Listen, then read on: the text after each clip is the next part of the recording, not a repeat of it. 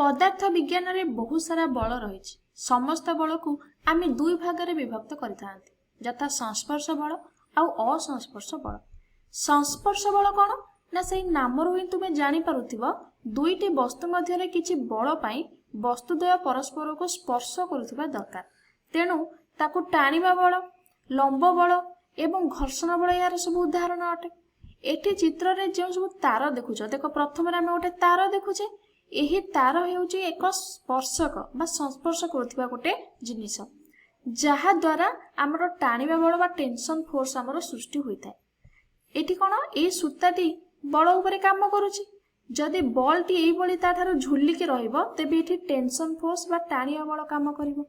जदि आमे बल टी को एई बळी न बांधिबा ताले सेठी कोनोसी जो टाणिबा बल टी काम करिवो नाही। एहार विपरीत हेउची असंस्पर्श बल काहेकि ना सेमाने दूररू वस्तु उपरे बल प्रयोग करिथांती। जेपरिक एटी उदाहरण देखो माध्याकर्षण बल पृथ्वी चंद्र को स्पर्श न करी मध्य ता उपरे माध्याकर्षण बल प्रयोग करुची। एटी दुईटी चार्ज परस्पर को स्पर्श न करे मध्य वैद्युतिक बल एटी कौन करुची ना विकर्षण बल तांको उपरे प्रयोग करुची। चुंबक द्वय परस्पर को स्पर्श न करे मध्य आकर्षण करिथांती। एही समस्त हेउचंती अस्पर्शक बल बा असंस्पर्श बल बोली मध्य आमे ताको कहि परिबा। एमानको आमे लॉन्ग रेंज फोर्स बोली कहि परिबा बा लंबा परिसर बल मध्य कुहा जाय।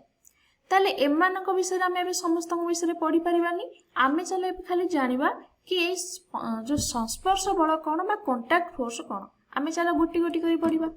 प्रथमे आमे टाणिया बल विषय पढ़िबा बा टेंशन फोर्स कौन सेठु आरंभ करिबा। एही बलटी केउठारु आसुची ना यह गोटे तार बा सूता परि किछि द्वारा सृष्टि होइथाय। सेमाने किछि परमाणु अणु द्वारा गठित होइथांती। एठारे मु ताहाको देखौछि एठी सूता तीनोटी रु अधिक परमाणु ओसार सहित समान। अधिक अंकन करिहेबो किंतु मु अल्प नेकी तुम मानको बुझाउछि।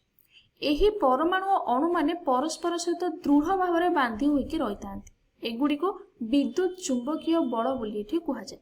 एमाने परस्पर सहित एमिति बांधी होइकी थांती कि सेमाने तांकर संतुलन स्थिति बा बैलेंस्ड पोजीशन रु केबे भी दूर को जिबाकू चाहंती नाही। जदि ए स्थिति रु बा एही पोजीशन रु टिके एपट सेपट हेई जांती से निजे चाहंती कि से पुराना स्थिति को पुणी आसी जिया पाई एवं आसी जांती मध्य।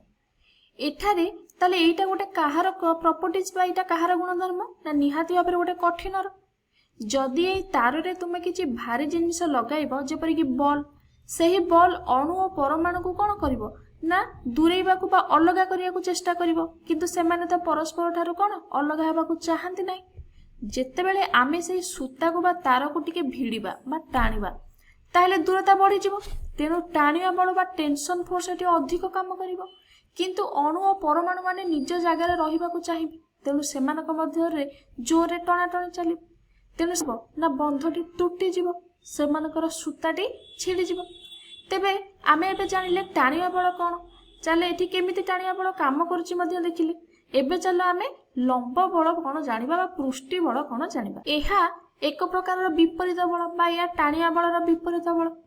ताले एठी कोन हुए ना दुईटी वस्तु को परस्पर ठारू ये छिड़ेइबाकू रोकी थाए जाहाको आमे पृष्ठी बल बोली कहिथाउ बा एठी कोन लंब बल बोली मध्य कहिथाउ। तापरे देखिबा घर्षण बल कोन। आमे जानिछे घर्षण बल कोउठी काम करे ना गोटे पृष्ठ उपरे आउटा पृष्ठ यदि स्लाइडिंग हबो बा घसी हेइ जिवो ताले एहा कोन करथाय ना वस्तुर गतिपथ को रोकी थाए बा किछि प्रतिबंधक देखै थाए। सेतेबेले आमे घर्षण बल को पाइबा जेतेबेले आमे गोटे पृष्ठ उपरे आउटा पृष्ठ को भिड़िबा बा सेथारे किछि टणाटणी करिबा किछि प्रतिबंधक एठी सृष्टि होला सेही प्रतिबंधक को ही आमे घर्षण बल बोली कहिथाउ।